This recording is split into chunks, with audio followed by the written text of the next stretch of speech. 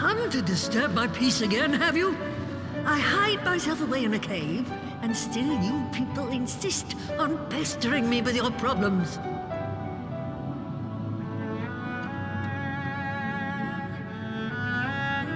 Oh, I mistook you for young what's-his-name, but I see now you're the sister. Weren't you supposed to be the lively one?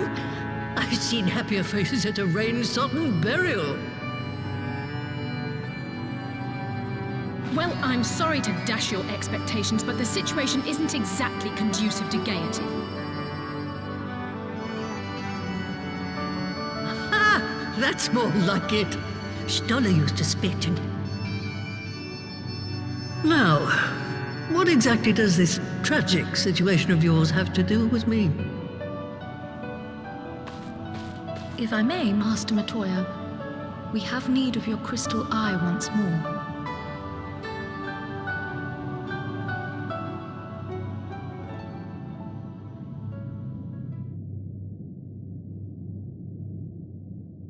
And Stoller is one of the afflicted, is she?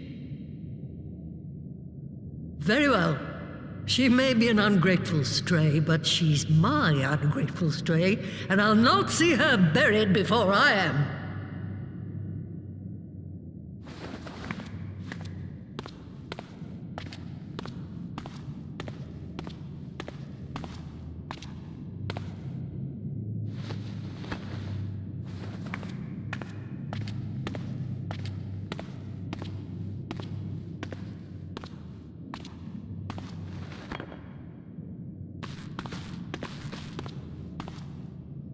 Right. Let us see what we can see. I'll begin from where our friends first fell, and cast my senses out from there.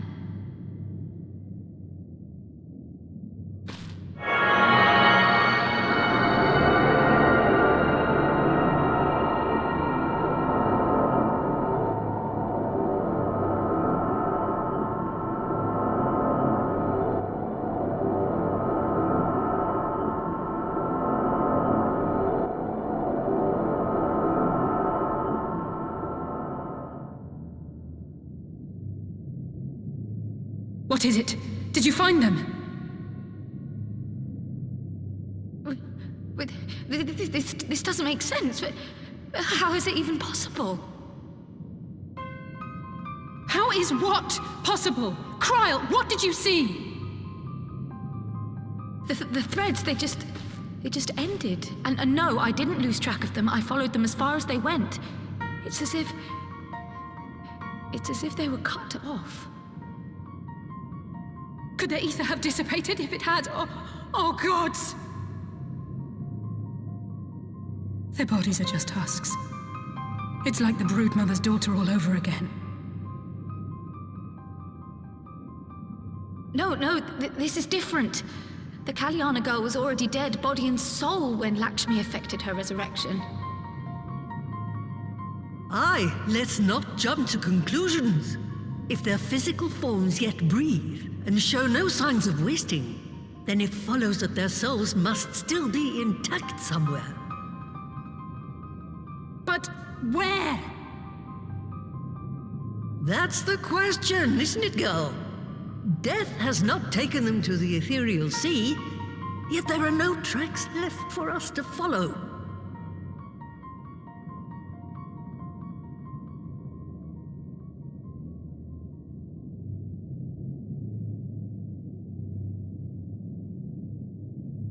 We're no closer to an answer than when we started. But knowing their souls are still out there is progress of a sort. We just have to keep looking. Pray, excuse me a moment. Yes? I remember, but... What, to Alamigo? We're on our way. That was Lise. Apparently, a group of Populares have defected to Alamigo, and Maxima, the envoy Alphino left with, is one of them. I'm sorry. I realize we've barely... Go, child, go! You've made up your mind, and life's too short for dithering. I'll do some digging in the meantime and see if there isn't some other method we could use to continue the search. Let's be off then.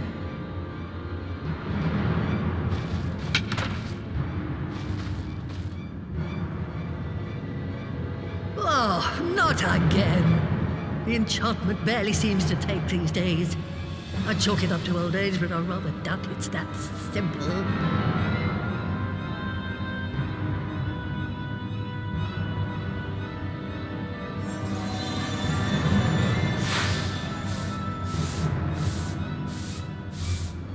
Before they took ill, Y'shtola and Urianger were sharing notes on a thinning of the ether. It seems to be happening all over. Does it now? And here I was, all set to blame my woes on that creaking mountain of refuse clogging up the Thaliac. I fear something has gone awry. Still, there's naught to be gained from starting in shadows. You can only do what can be done, and that but one thing at a time.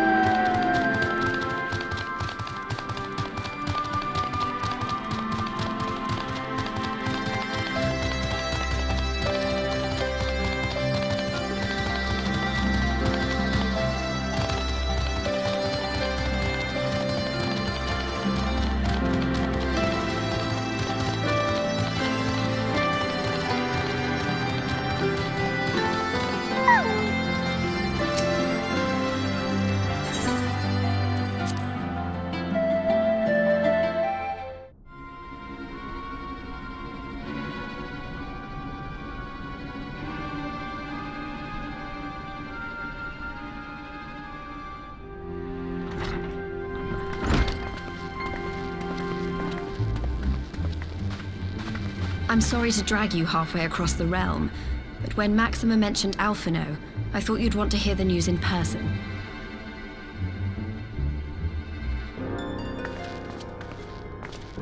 Ah, we meet again. Though I was hoping our reunion would be under more auspicious circumstances. What happened to my brother? Where is Alphino? Never fear, my lady. Your brother was in fine health when I took my leave of him, and I have no reason to assume that has changed. You assume? If you will allow me, I shall endeavor to explain events.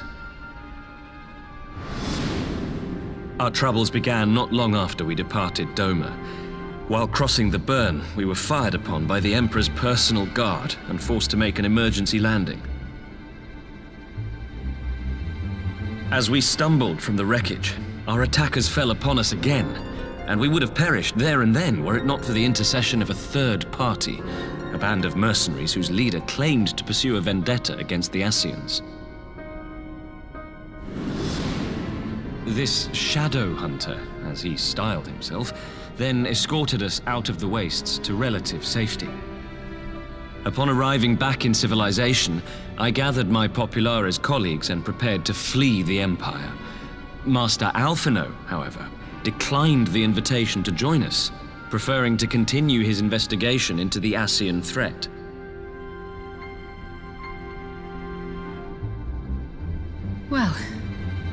least he's not lying in a heap in the burn. Tell us more about these Ascian hunters. Who are they? And is Alphino still with them? He is. As to who they are, I'm afraid I have nothing to tell you. Beyond the fact that they root out and destroy Ascians, they were unwilling to divulge anything which might serve to identify them. They would not even reveal their next destination. But Master Alphino asked to accompany them all the same. Since parting company with your brother, we've been engaged in a game of cat and mouse with the Emperor's Guard. We made our way through province after province, finding the army busy restoring order wherever we went, until we finally arrived here in Alamigo. I cannot thank Commander Aldin enough for giving us such an unexpectedly warm welcome. I'm not inclined to turn away refugees, no matter which land they call home. And if they can tell me how things lie in Garlemald, all the better. On that subject, there is much I would tell you. During the course of our journey, we heard tales that an entire rebel army had been slaughtered in the space of a single night. It would seem my former comrades grew tired of putting down uprisings in the conventional manner, and chose instead to bring a formidable new weapon to bear. Details were sparse, but the rumor alone was enough to dampen the flames of rebellion. I have also heard reports that several companies have withdrawn from their designated provinces and begun marching westward. It is my assessment that the Empire's forces are mobilizing for a large-scale military engagement. Westward? You mean they're getting ready to invade Alamigo? We knew this was coming, but not that it would be so soon. We've barely even begun to shore up our defenses. They won't stop an invading army. No, they won't. Dispatch messengers to the Alliance leadership requesting reinforcements, and send word to our officers in the field to hasten completion of those border fortifications. Prepare to meet the Imperials head on!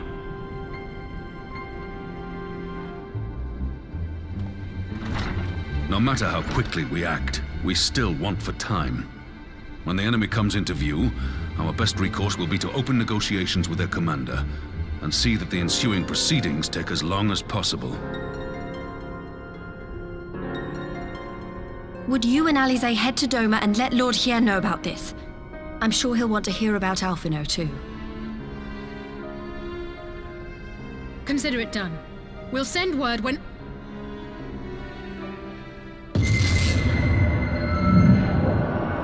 Untold sorrow must be changed. Ahead looms a calamity. Eon become instant. Throw wide the gates.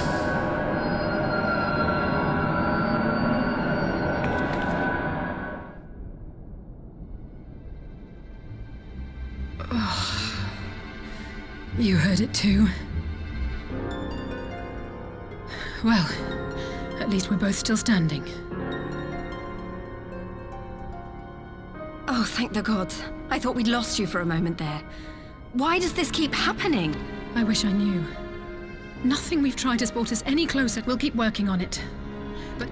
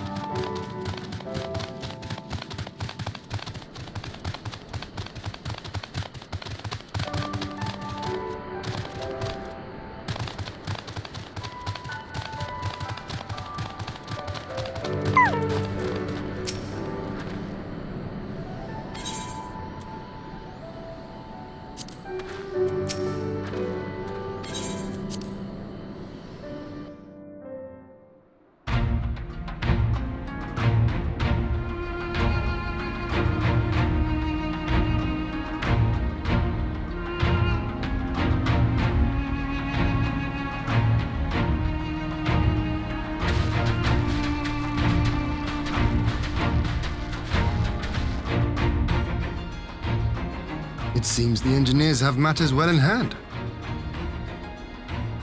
Should the barrier work as we intend, Doma will be free to reinforce her allies in Alamigo without fear of weakening her own borders.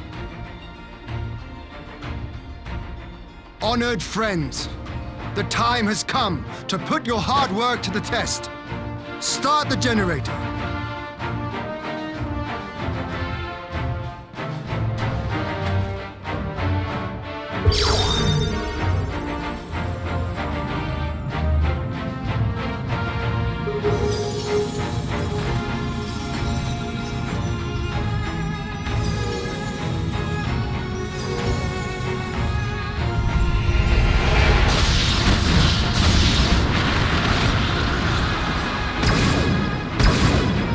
Node 1 is operational. Nodes 2 to 8 are reporting similar energy levels. The barrier is forming. $1,000 yards. 2,000. 3,000. Expansion.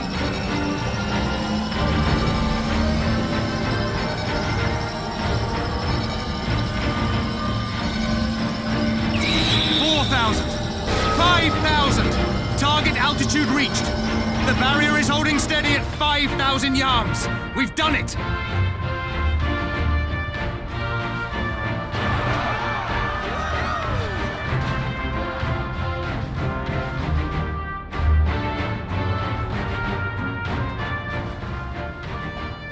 Is that an Imperial airship? Of all the rotten timing. But this is a gift, Mistress Alize. They can test our new wall for us.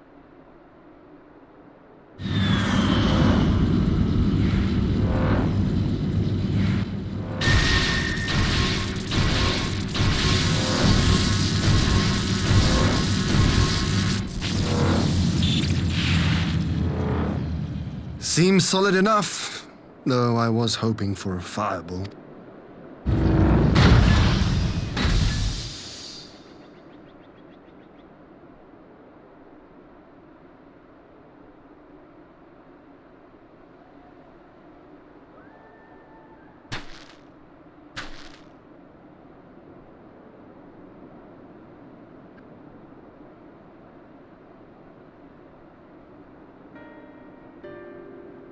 By the gods.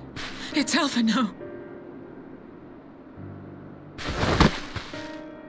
What are you? Let me go! He has my brother! Lower the barrier!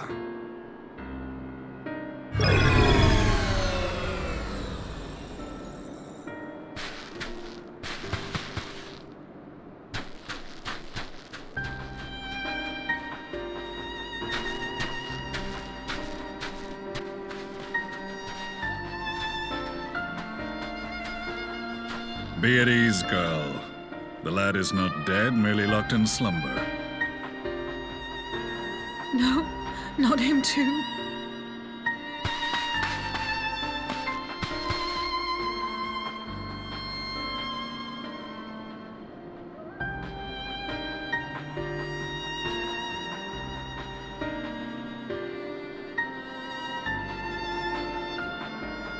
We could identify no cause and found no remedy.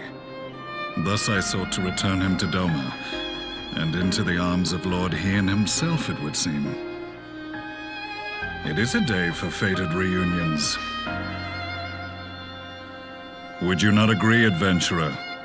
Or should I address you as the Warrior of Light?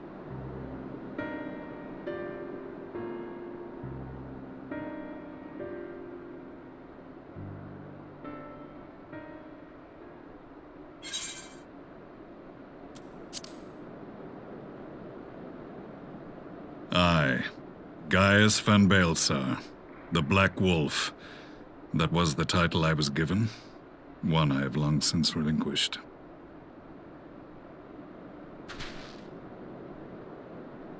Stand down. The legatus of the 14th Imperial Legion died in Castrum Meridianum. I am no more than Gaius Baelsar, a man without rank or allegiance. Impossible! There's no way you could have survived! Do you remember how it unfolded? How I was deceived by La Habrea? How I was convinced that reviving the Ultima weapon would allow me to bring peace to Eorzea? The Ascian used me, as he used so many others, all to further the restoration of his wretched god. Yet even with the might of Alec at my command, you bested me. And as the Praetorium went up in flames, I was content to burn along with it. For a moment at least. A moment of folly. To surrender my life thus would have been to betray all who died for my cause. It was for them that I dragged myself free of the rubble, and swore vengeance on the Ascians.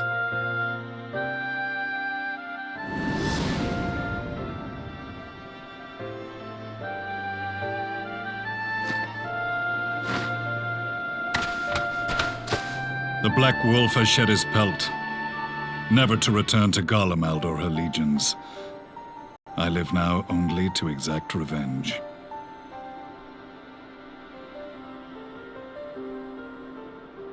My principal quarry was to be La Habrea, whom I gather you have since ushered onto oblivion.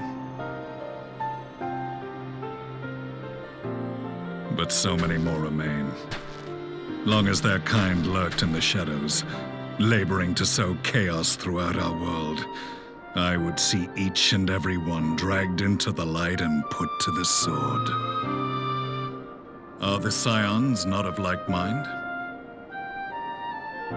In this single respect, perhaps. Then I shall continue the partnership the boy began, and share what intelligence I have acquired. Among the Ascians, the Black-Masked Ilk are subordinate to those who wear red. This you already know. Yet among the Red there exists a hierarchy. Those set adrift with the shards clearly stand below those still joined to the source. Nabriales, who once dared to intrude upon the Rising Stones, belonged to the former group, and while he was indeed a dangerous foe, his powers were inconsequential next to the paragons of the Source. The first was La Habrea, who plagues us no more. There is also the white-robed Elidibus, and the elusive Emmet Selk, about whom little is known. We have files on La Habrea and Elidibus, but I believe this Emmet Selk is new to us? As I assume my brother told you, we have evidence to suggest that an Ascian now walks in the body of the Crown Prince. Have you identified this interloper? Elidibus seems the most likely culprit. As emissary, it is his role to maintain the equilibrium between darkness and light. Your many deeds in Hydaelyn's name have upset the balance, and I believe he seeks to restore it by throwing his considerable power behind the Empire. As a leader of the Ascians, he is one of our primary targets. It was on the trail of this very prey that the boy and I came across the scene of a failed uprising.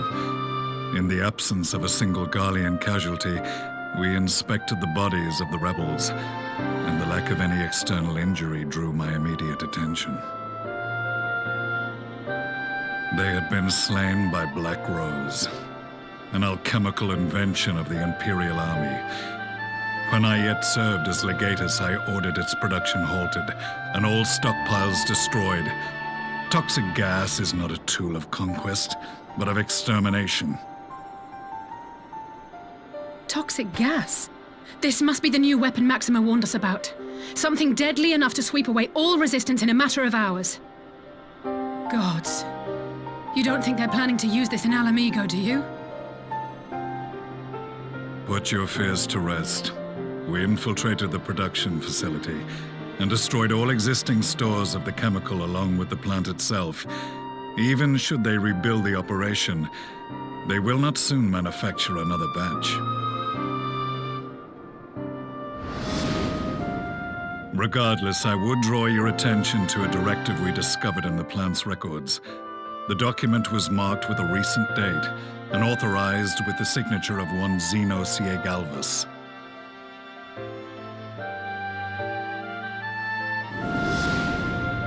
A dead man signing the death warrant for thousands. 'Tis bad comedy.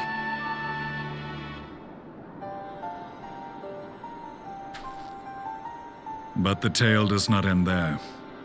Within that same facility was a chamber filled with devices of elegant design. Cloning technology, we realized. And what should we find in each and every incubator? But a young Emperor Solus.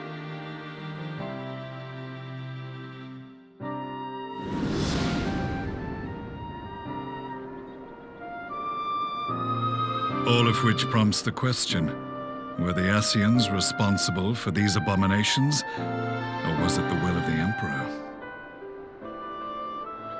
I must know which hand guides the Empire. Though I have given up my rank, I am yet a son of Garlemald, and I will fight for the future of my homeland.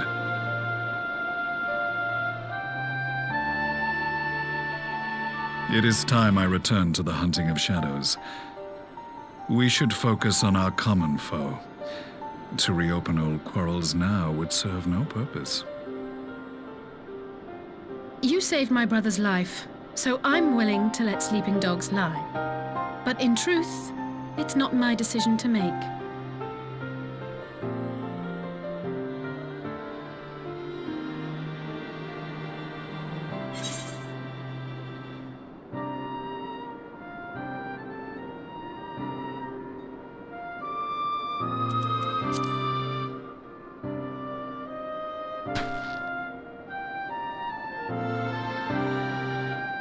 There was a time when I scorned those who placed their faith in false gods, even as I, in my blinkered conviction, place mine in Ascian promises.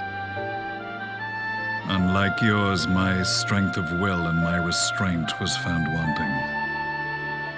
We shall meet again, warrior of light.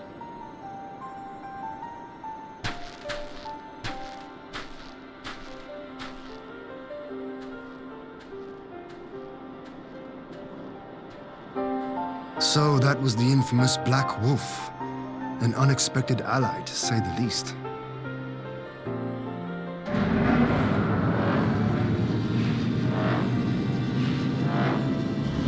Well, I am content to leave the fine-tuning of the barrier to cleverer minds. Let us bid our friends from the Ironworks farewell, and see what can be done for Alphino back in Dorma.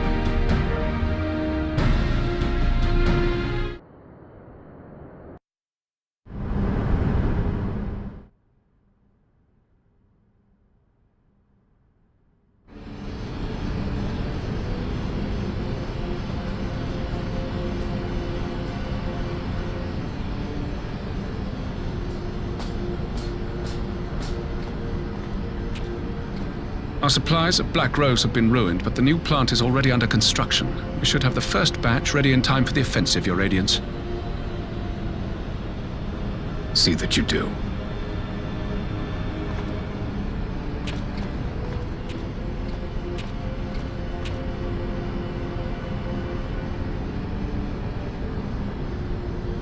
Ah, yes, the infamous Black Rose. If I recall correctly, Gaius did not much care for the invention.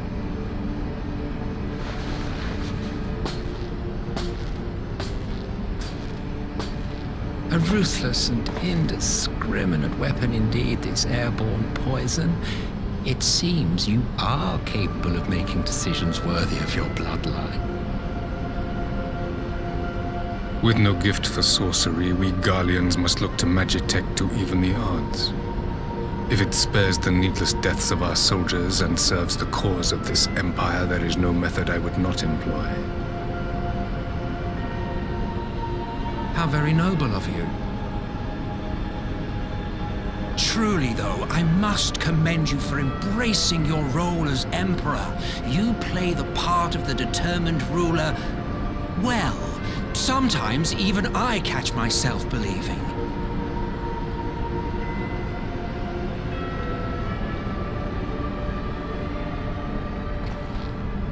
A silent agent of death. Now that I think on it, Black Rose may well possess the perfect aspect. Slowly but surely, the deluge of light has worked upon the ether here in the source, and the gas should be most susceptible to its influence. Well, I shall leave you to your own devices. Go forth and bloody the land with your grand and glorious war.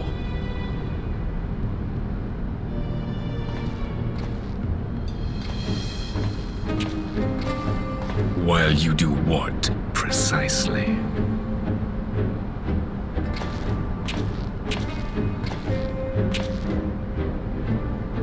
Need you ask? I will be doing what all Ascians do. I am well aware that your kind exists only to usher in the next calamity. But you seem oblivious to the harm your singular agenda causes to the Empire.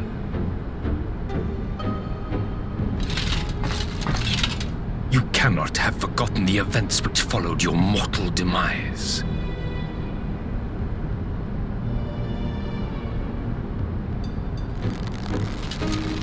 Our homeland was plunged into civil war for your failure to name a successor.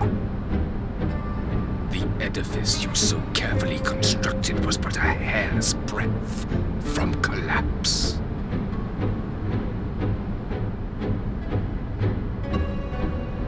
Are you truly so naive? You thought me oblivious to the consequences of a departure so painstakingly timed? It was by design? Well, of course it was. Though I will admit the resulting panic exceeded even my wildest expectations. But how can you be surprised? Throwing the world into disarray was the very purpose for which this nation was, as you say, so carefully constructed.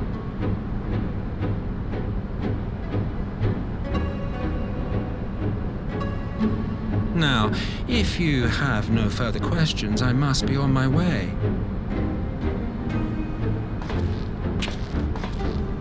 Since we may not meet again in this lifetime, it would be remiss of me not to offer a word or two of gratitude. I really must thank you for this surplus of vessels. I can mold any host into my own image, but having bodies tailor-made for me in this fashion is so much less tiresome. You dabbled in Allagan cloning techniques, yes? It certainly is a compelling, not to mention entertaining, field of research. And of all the options available, you chose the Founding Father on whom to experiment. You have a twisted streak to you, Varus. Like grandsire, like grandson, hey?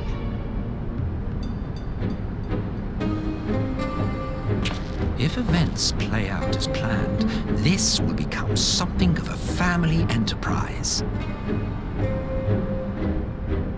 You will be the capstone of this world, I the anchor and shard, and together we will give the lie to this star's fraudulent existence.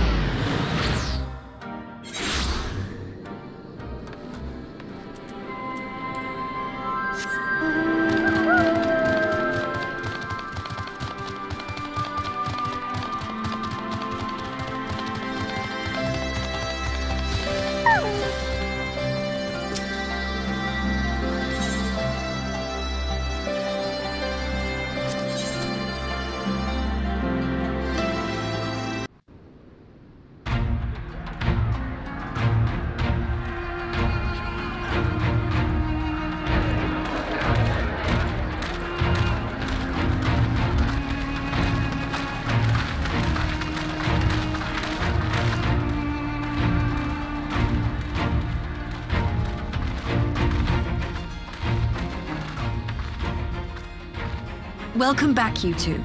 Greetings, Lord Here. Glad you could join us. Glad to be here. I would have come sooner, were our own defense is not in question, but I am pleased to report that our soldiers are assembling for deployment to Alamigo as we speak. We're grateful for your support. Thanks to the efforts of our allies, it won't be long before we've established defensive positions on this front as well.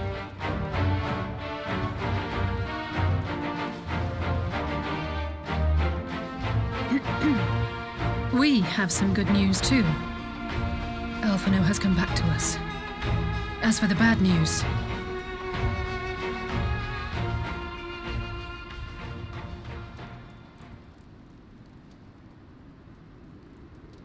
So, Alphino won't wake up, Gaius van Baelsar is alive and hunting Ascians, and the Empire is planning to poison us all with toxic gas.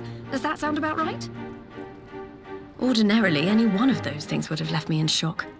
But the way things have been lately, it's all starting to seem pretty normal. Getting back to your report, are we sure this Black Rose is the weapon Maxima was talking about? It fits the description. And it seems we have Alphino to thank for sparing us an early demonstration of its effectiveness. I have a feeling this won't be the last time his bravery in the Empire will serve us here in Eorzea. The threat of an unknown weapon has had us all on edge. But now that we know what we're dealing with, we can take steps to defend against it. As for Gaius, I'm not sure what to think. Am I happy he's alive? Not in the slightest. Am I happy he's hunting Ascians? Aye, I'd have to say I am. Oh, speaking of Garleans you didn't expect to see, we have a tale of our own, as it happens. When we sent envoys to the Imperial Army to request talks, they returned with the message that Varys Zos Galvus would be attending.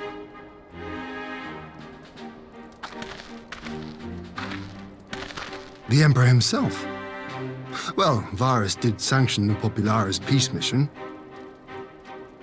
But knowing that an Ascian walks in his son's skin, I do not see how we can trust him or anyone from that nest of vipers.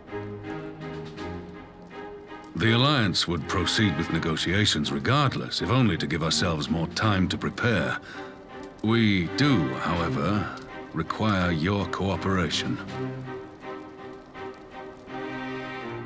Right. Yes. So, as a condition for the talks to go forward, the Empire has requested that a member of the Scions be present.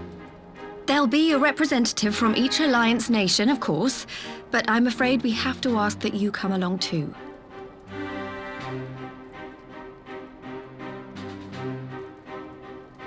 Gods, Lise.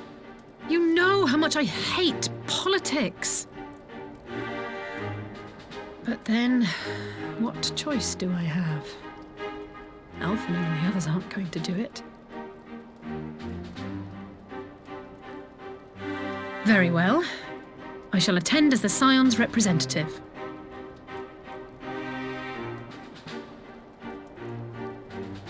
In case you're wondering why I didn't ask you, the Empire also requested the presence of Eorzea's champion.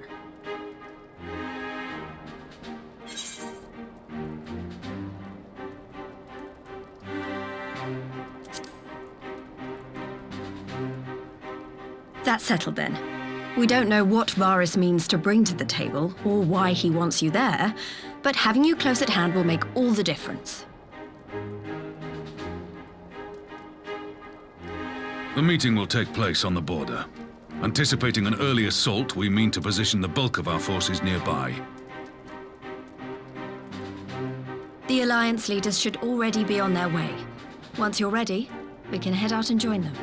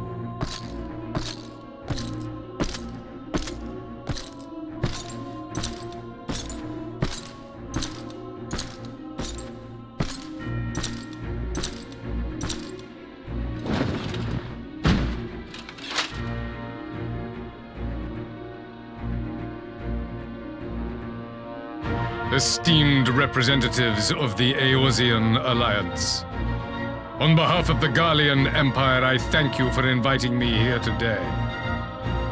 As this parley was convened at your request, I invite you to speak first. Very well, Your Radiance. I, Nanimo Ulnamo, 17th in the line of Ul, should be pleased to oblige you. As recent events in Alamigo and Doma have made plain, the subjugation and exploitation of neighboring nations is not a sustainable policy. Should this day end in war, you may very well defeat us, but you will never extinguish the people's desire for freedom. Though it may not be in our lifetime, there will be another revolution, another war, and the cycle will continue. Doma has entered into a concord with the nations of Eorzea, a partnership wherein we recognize one another as equals. Garlemald could be afforded similar treatment. You need only set aside your ambitions and join us in paving a path towards peace.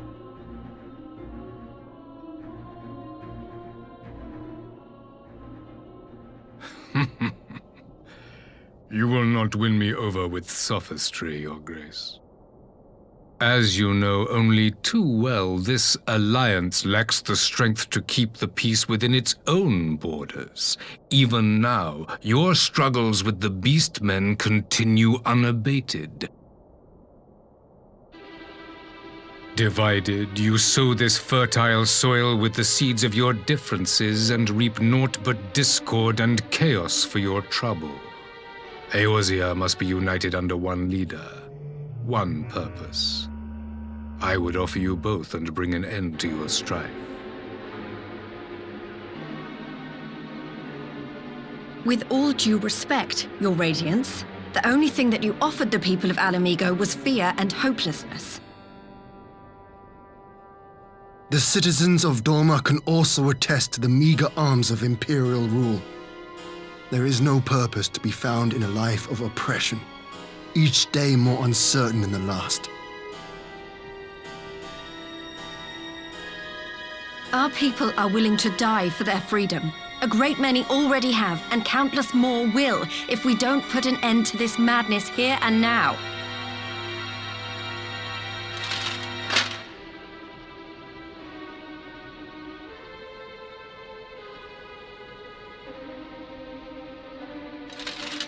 We brought order and stability to your lives. This madness and bloodshed is of your own making. You broke the peace, not Garlemald. Peace. Order. You kill our peoples, despoil our lands, take everything that is ours. And what? You expect us to lick the boot that grinds our faces into the dirt?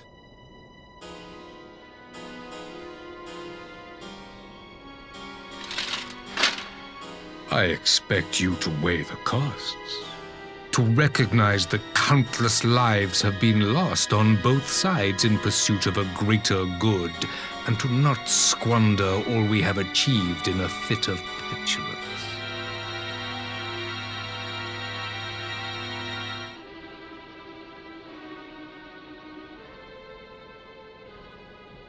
Your Radiance. I fear I can personally attest to the dangers of pursuing one's vision with such righteous fervor. For 1,000 years, the Holy See of Ishgard waged war with dragons.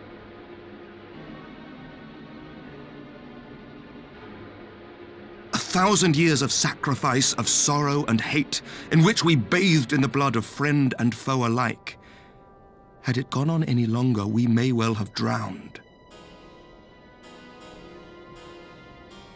Yet we have chosen to raise ourselves out of this bloody spiral, and have since made peace with our former enemy. So I understand. No doubt the dragons were more receptive to your overtures in the wake of their leader's demise.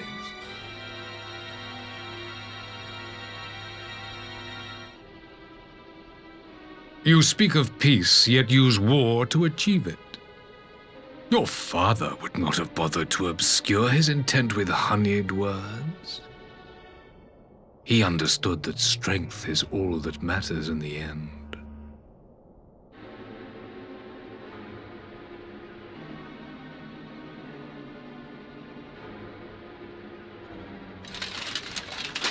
Without his clarity of vision, I can but wonder what will become of Ishgard and her people.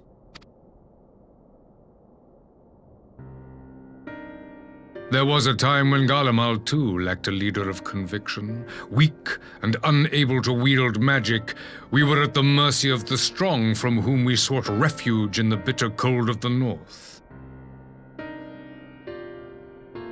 Were it not for the discovery of ceruleum and the subsequent development of magitech, we might never have gained the power to take back that which was rightfully ours.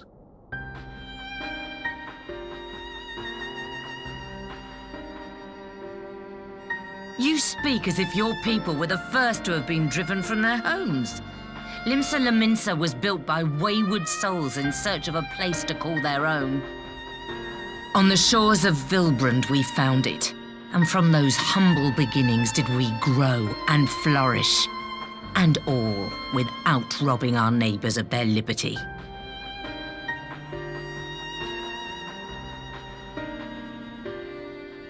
So saith the pirate. Am I to believe that you simply asked the kobolds to yield up their lands and that they were happy to oblige you? That you did not drive them out like rats in the hold of one of the many ships seized by your privateers?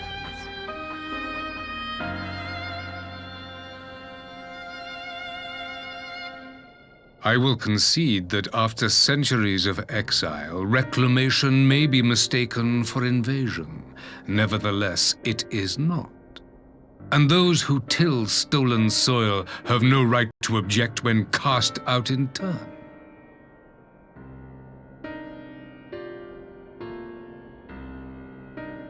Your uncompromising nature rivals that of the Ixal. They too lament circumstances which they themselves perpetuate. Were they but to embrace peace, we would welcome them with open arms. Indeed, some few have done just that, and now receive of the Twelve's Wood's bounty. Would that your people might learn from their example.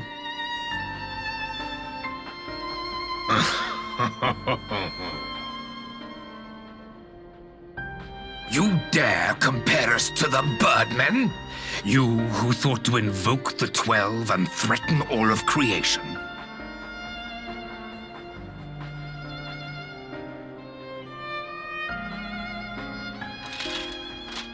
I came here in the hope of finding some speck of common ground, but I see now these discussions will accomplish nothing. Despite what you people may believe, I am not wont to choose the sword over the olive branch. 'Tis but a pity men are loath to accept one without first being shown the other.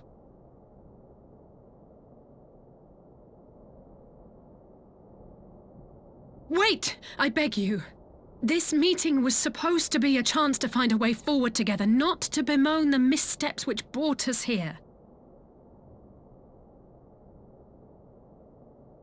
Please. If you truly consider violence a last resort, there must be a way we can come to an agreement.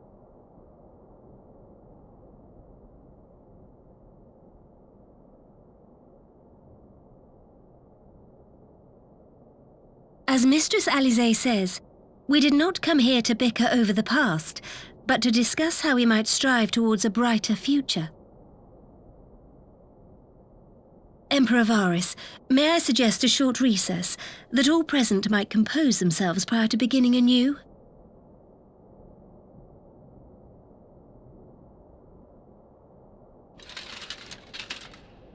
Very well. I pray this intermission will suffice to move these talks in a more constructive direction.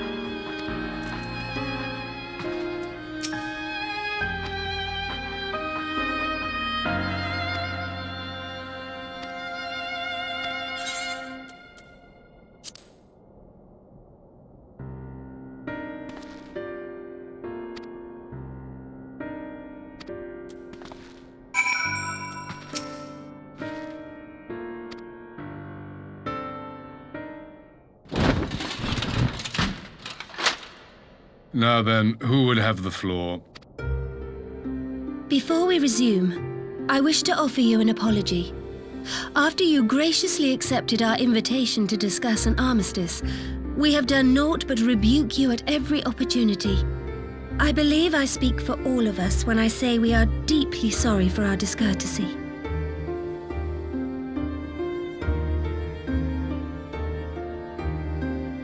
I'll admit your familiarity with our affairs surprised me, and served to remind me how little I know of yours. I think all here can understand the desire to reclaim one's homeland. But why expand further? That is my question. If I may, the answer can be found in the Imperial doctrine they took great pains to impart to my people. Recognizing the threat icons posed the world, Solus Zos Galvus decreed that they were to be eradicated. To this end, he began a campaign to unite all lands under the Garlean banner. Or so we were taught. Yet the Emperor only reached the burn, the Baron said to have been laid waste by icons, after conquering all the lands that lay between. What is more, I am quite certain the practice of summoning was not nearly so widespread in the days before the Empire's founding. When you put it like that, it all starts to sound like an excuse, doesn't it? But to distract from what? Why are you really waging this war?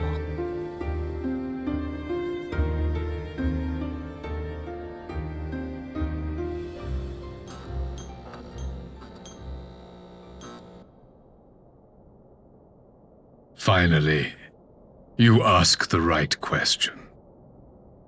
I can but hope you heed mine answer and at last accept the righteousness of our cause. My goal is this: to return the world to the way it once was, the way it was always meant to be. In doing so, mankind will be made whole once more.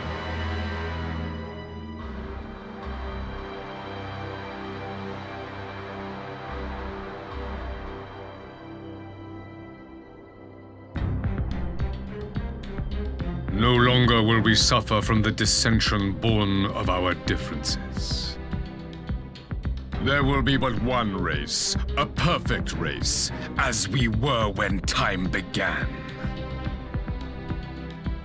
What in Rhalgr's name are you talking about? I am talking about the origins of the star, of the source and its 13 reflections. At the instant of the great sundering, 'twas not only the world that was shattered, but mankind itself. Thus were we divided into myriad races, each with its own unique imperfections. That is why man looks upon his neighbor and feels fear and hatred, why he wages war, why he kills his brother. You all in your own way have proven as much today. The peace you seek is but a fleeting solution to a fundamental problem. One which calls for more drastic measures. To bring about everlasting peace, our worlds must be rejoined.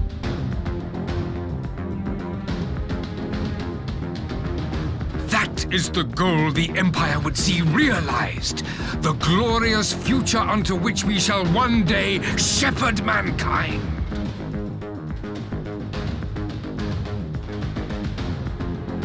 A rejoining of worlds. I have heard this tale of the source and its reflections before.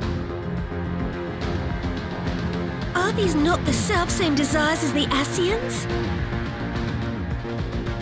Emperor Varys, do not trust in their words. They will lead you to your doom. My father thought to use them, but in the end he succumbed to their temptations. He embraced summoning like so many other pawns before him. Do not tell us you mean to do the same.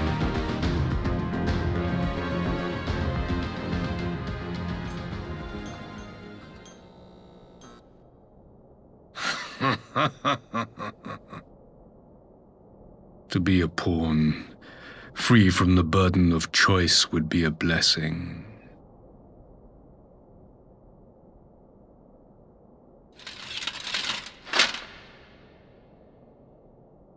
But I forswore that privilege the day I learned that the Garlean Empire was built by the hand of an Ascian. What?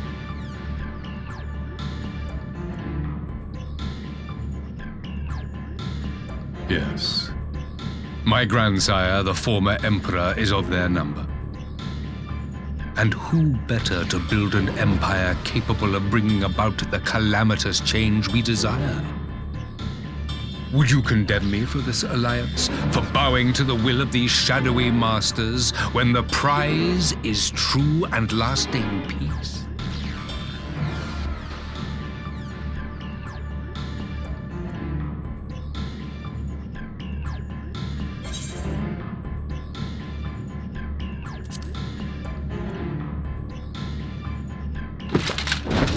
I come not to conquer, but to liberate. To free man from the prison of divergence. Imagine a world united. One perfect race beneath a single standard.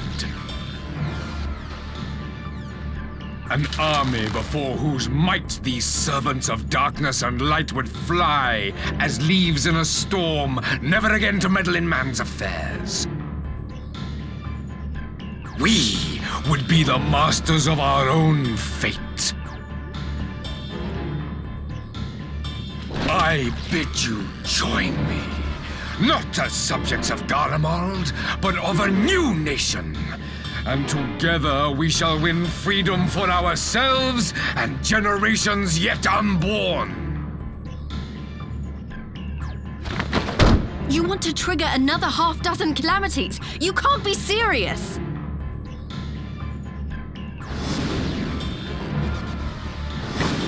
Have you forgotten how many died? There will be no one left! Do you truly imagine we would aid you in your bloodletting? It is unthinkable! Unconscionable!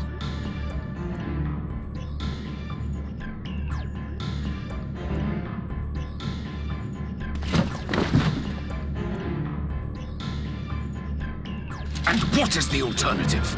To be as cattle waiting for slaughter? I would have us work together that we might take fate into our own hands.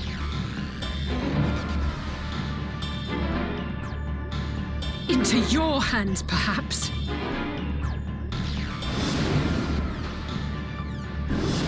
But what of the other worlds, your radiance? With every calamity, you obliterate a star and every soul that dwells on it.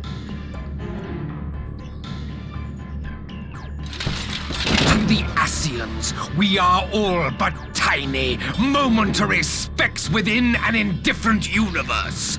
We cannot hope to oppose them until we have been made whole once more.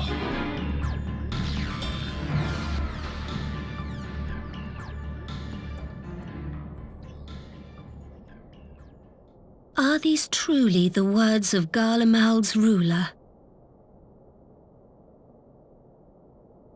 The flaws and foibles which you so abhor are what make us who we are. Every nation, even yours, Emperor Varys, is made whole through the combination of these imperfections, the strengths of one compensating for the weaknesses of another. While it is true that man succumbs all too often to anger and avarice, he may yet overcome his baser instincts through the forming of bonds with others, fostering community and cooperation. That the protector of an empire should not only reject these fundamental truths, but seek to change them at so dear a cost to life is indefensible. Such a man is not fit to govern.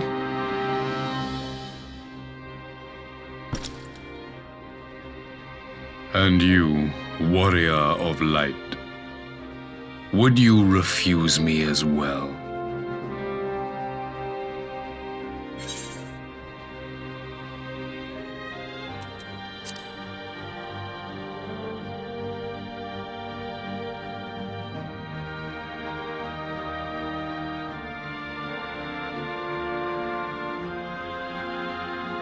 It would seem the Alliance is of one mind on this matter.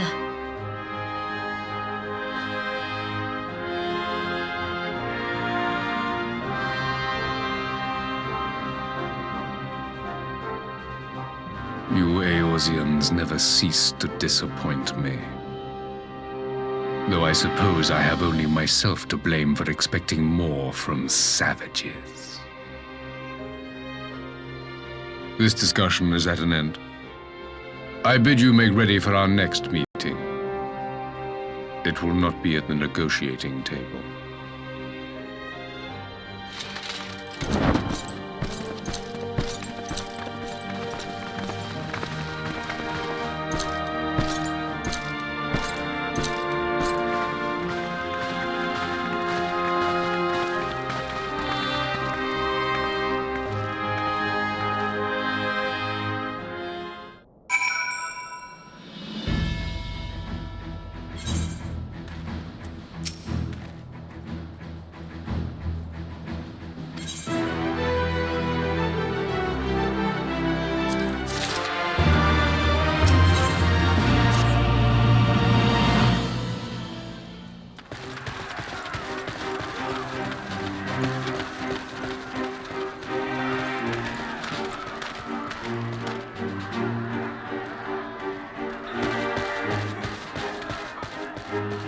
I'm not sure what I was expecting from our meeting with the Emperor, but it wasn't that.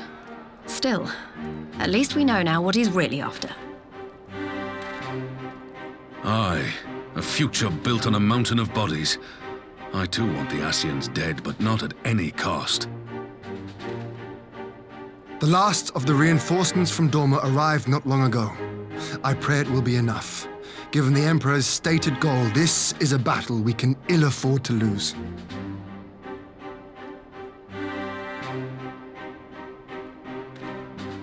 If the Garleans come in force, we may not have much say in the matter, even with our combined strength. We knew from the first that the odds would be against us. But if there is even the slightest chance of victory, we must do everything in our power to seize it.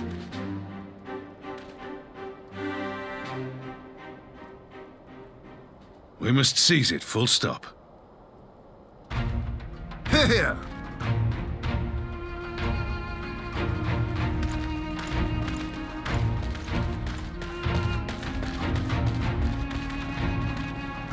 The two of you are to join an irregular unit and support the main host.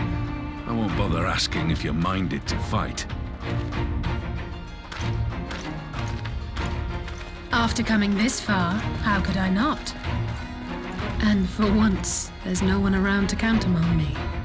Not that they would. Not even my brother. But we all know who really made the difference. Ready to frighten some Garleans?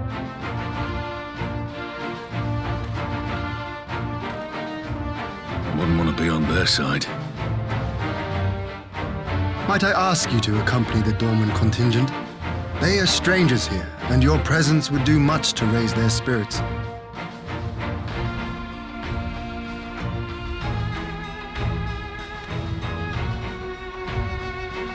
We would be honored. When our people stride out with you in their midst, I dare say the Eorzeans will feel an ilm taller themselves. High spirits have a way of spreading. What I wouldn't give to join you. But my duties as field commander will not allow it. I leave the front lines in your capable hands.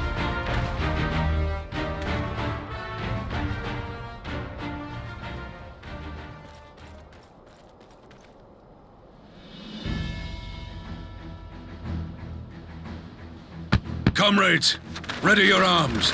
The hour of battle has come.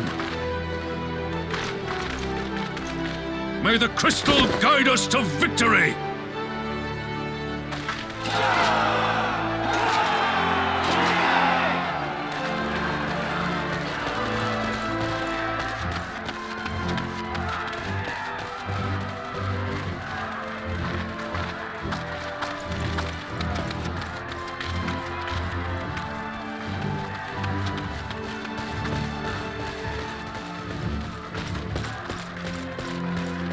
Since the others couldn't be here, we'll have to fight twice as hard.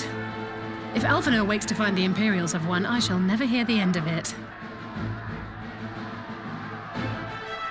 It's strange.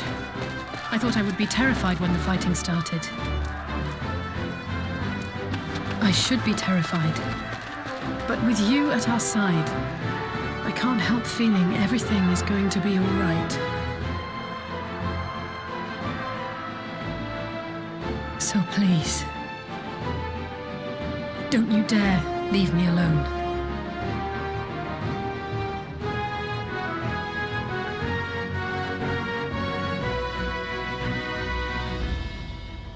No matter what happens, we have to survive together.